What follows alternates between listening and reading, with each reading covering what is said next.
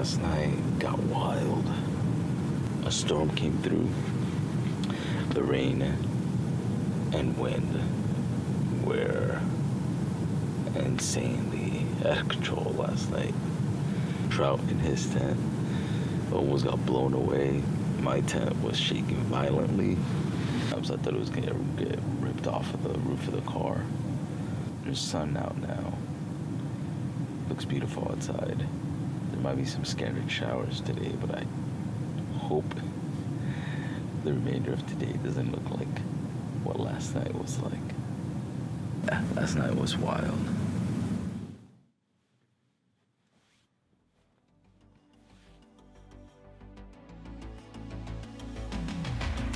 And it really was an amazing morning out in Capel Lookout. Although last night had been a rough night, the sun rays today really did energize us, and we're all looking forward to the drive out to Capel Lookout Lighthouse. But in order to keep our energies up, we knew we were gonna need a good, solid morning breakfast, and that's really all we were thinking about. So while breakfast sizzled, we sat around and talked a little bit about how last night went. How was last night's sleep? Not very good. So we had a pretty shitty storm, and my tent just kind of folded in on itself, got soaking wet, freezing cold. So overall, 10 out of 10. Would not recommend. This night it did well, but he did have an issue where it like came up and like hit him in the face, the floor of the tent. So I guess the only thing would be like maybe make sure you have really good stakes for sand, like some sand stakes. Or put weights on. Or put weights, yeah, something to weigh down the corners, especially in a beach area environment like this. It's easy to get a lot of wind going on, and then you have some of the issues that he had with the rooftop tent. I'll tell you what, it made me nervous because the car was shaking. There was a lot of wind last night, but overall I would say that it held up pretty well. Just make sure you prep it before, anytime before rain comes, because I had an issue where one of my side windows was open, and within a small amount of time I had a lot of water on the mattress in there. So yeah, just make sure you know what the weather's gonna be like and freaking prep for that as quickly as possible, because it'll sneak up on you real quick. But other than that, the tent did well. No issues with it, no leaks once I was able to seal it up properly. Rough first night, but I think overall it's been a good time. So yeah, how's the breakfast, Papa? Excelente. Hey, there was onions and peppers, potatoes, bacon on that. That's a camping breakfast right there. What's up for this breakfast, Diego? We got some. Didn't you just say it to him? I might just cut that shit out because there's nothing on his plate. Oh, okay. To the seat and come back closer. Go. All right, go ahead, re-ask me. Re-ask me? I don't have to. I can just cut it. Oh. Yeah, I can just cut it, make it look like this conversation never happened. So after explaining to Diego some movie magic making techniques, we begin to clean up and pack up everything so that we can get back on the road and start making our way to the Capel Lookout Lighthouse.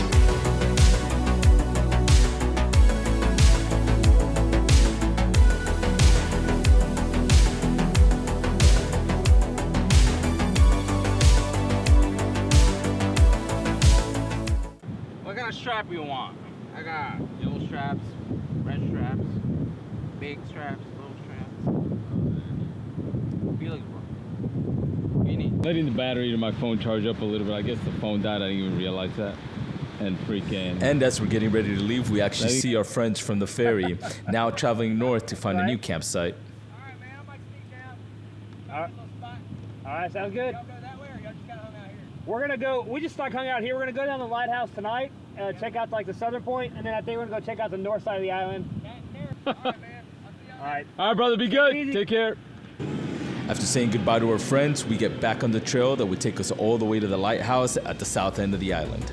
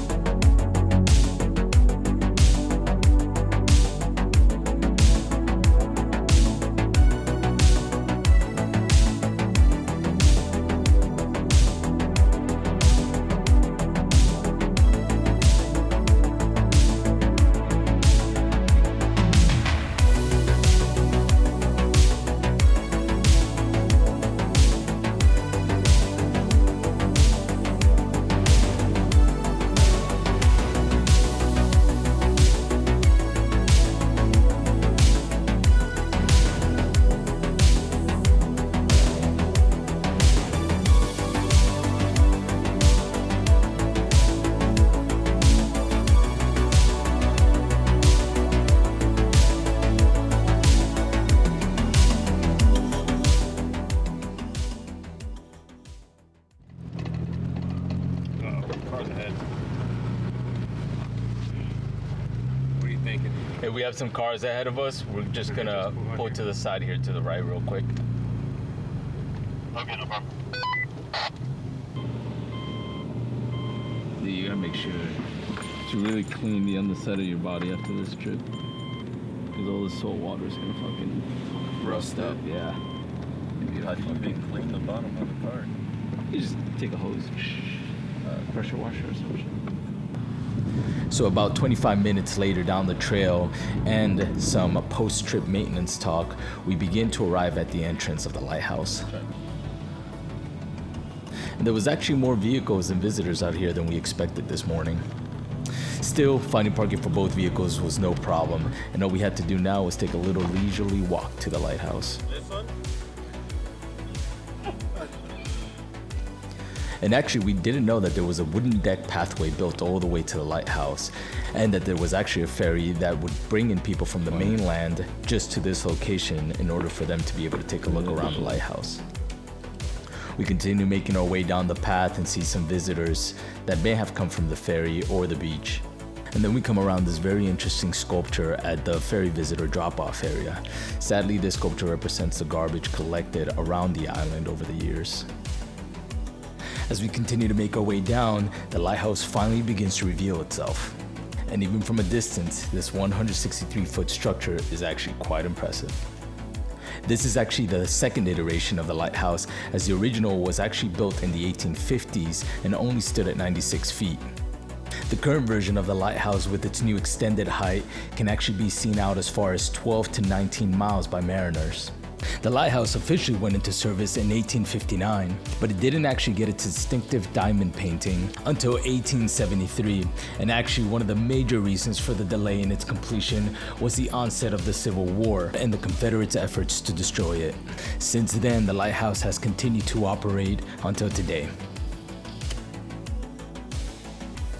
Here you can see the second quarter out of the 3 keepers' quarters that were originally built.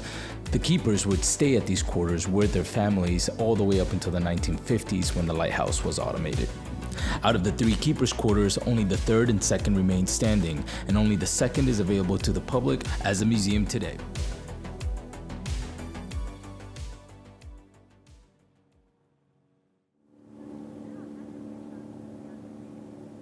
Huh? Seems way bigger up close than like from a distance. Yeah, it's kind of. I want to like get right next to it and look up. See.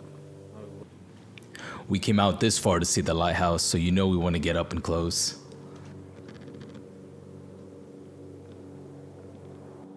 Little outhouse maybe? Fuel house. Fuel house? Oh, this is the fuel house. Damn, dude, he looks freaking tiny.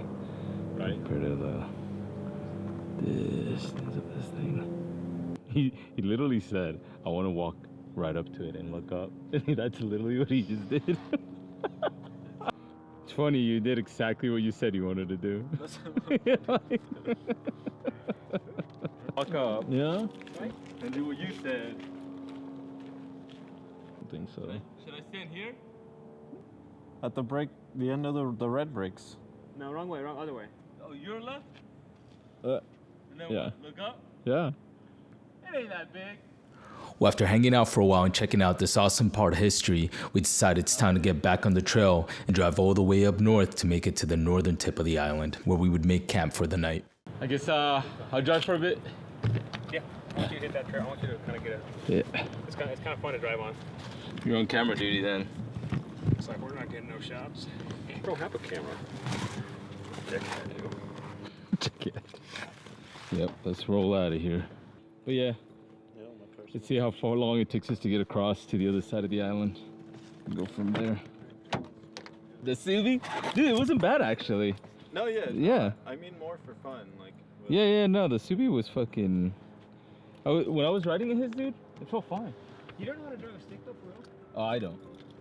And the Subi, being a standard, brought up a conversation that was going to be inevitable. It's not like I really was hill. just switching between first and second.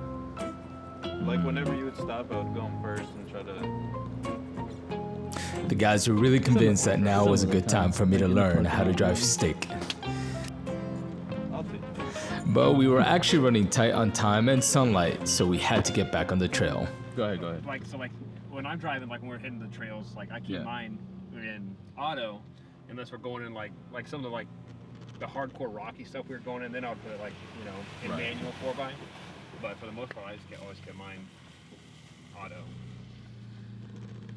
Yeah. You know, I will say, standard is something that I do have to get around to learning, but I will say that in the off-road 4x4 community, there is a space for conversation about the advantages and disadvantages of automatic versus standard.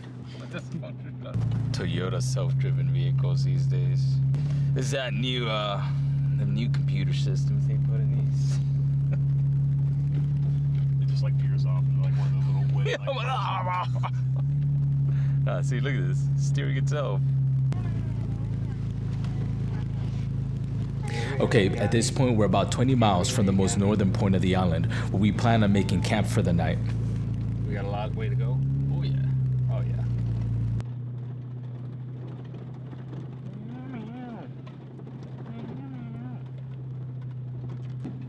Yeah, I feel like it totally took him through a bad area. No, not at all. As Tyler and I make our way through the trail, this gives us a good chance to, catch up and reflect on some of our trips and get into some in-depth conversations. It's like grassy, but like out in like the in the ocean. You know what I'm talking about? The ocean part, the ocean, grassy. Yeah. You know what I mean? My brain shut down. I'm like, why am I the way I am? Pretty cool. There's grass, man. Ooh, he hit that hard, dude. Yo, I saw you hit that that little puddle back there pretty hard.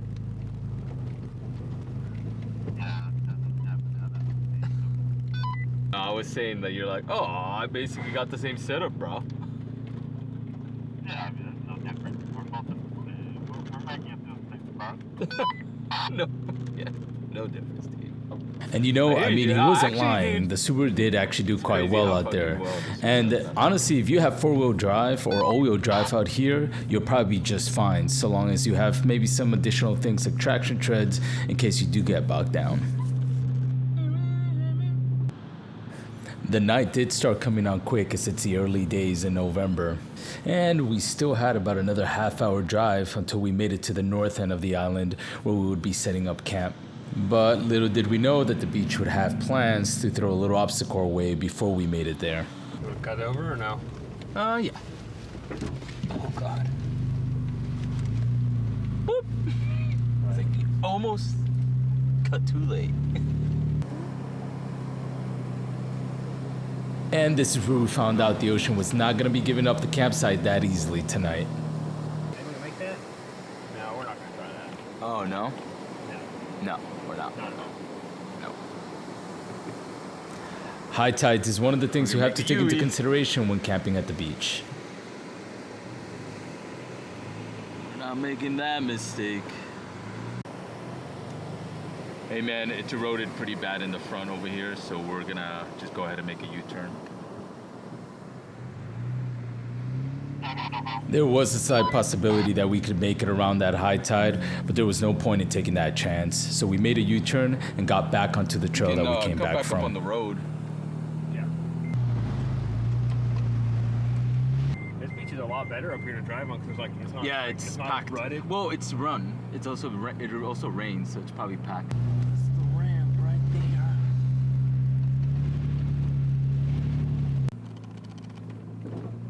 Is that better? You good, dude? Bro, if you don't get it right out of my face.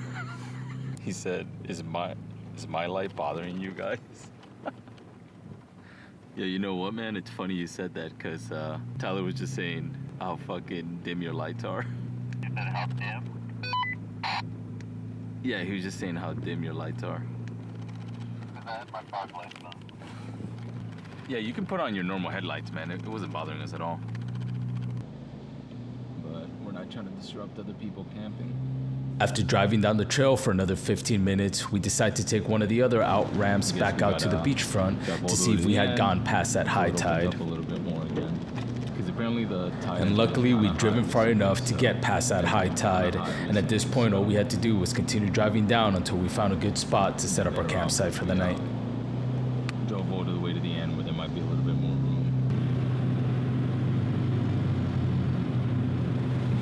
You get rather.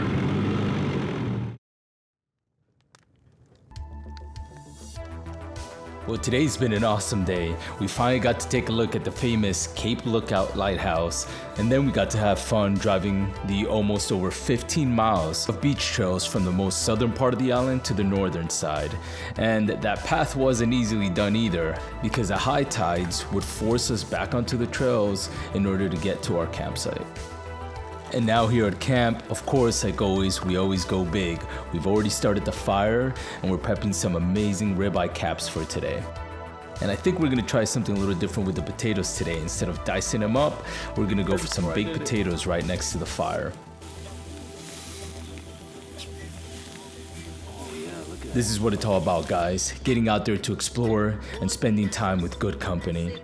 You know, And despite some inconveniences and even some rough nights, it's nights like this that remind us why we do this.